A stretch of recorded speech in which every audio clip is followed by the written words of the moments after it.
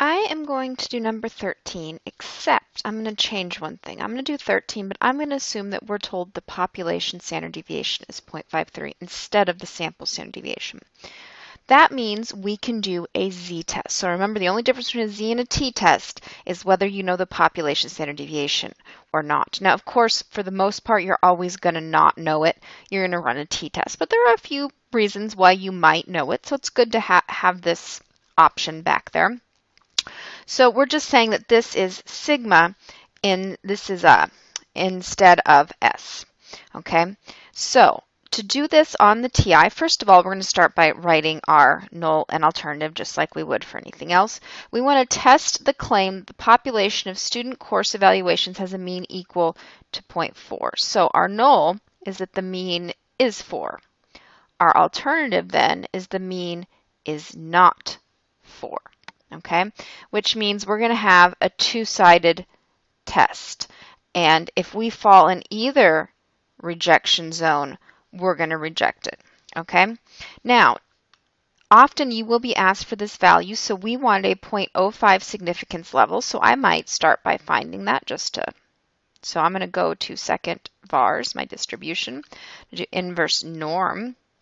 I'm going to do 0.025.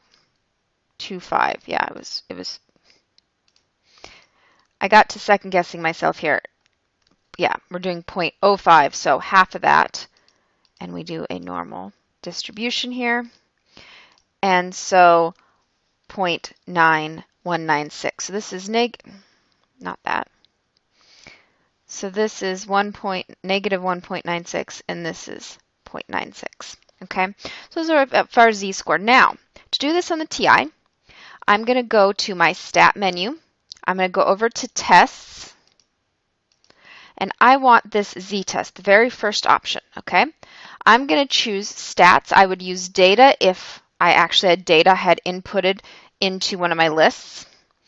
Then I'm going to come here, so I am testing 4. So this here needs to match this, and these always should be the same, okay? My population standard deviation, we decided this was 0.53. My X bar from my problem was 3.91. My N is 9.3. Then I pick which of these. So I am doing this one, the two-tailed, okay? But this way, if I was less than or greater to, you tell it that, and then I hit OK. So then my z-score, so my test statistic is negative 1.64. This is the p-value, 0.10. Okay, so this tells me two things. So first of all, this tells me that my z-score was negative 1.64. Okay, so does this fall in either of the yellow rejection areas? No, this would mean fail to reject. Now, when I look at the p-value, is that less than 0.05? No, that also means fail to reject. So we are unable to reject the null, and we cannot prove that the mean is not 4. Okay, we don't necessarily prove that it is 4. We're left to surmise maybe it is, maybe it isn't. It usually means go back and try something else.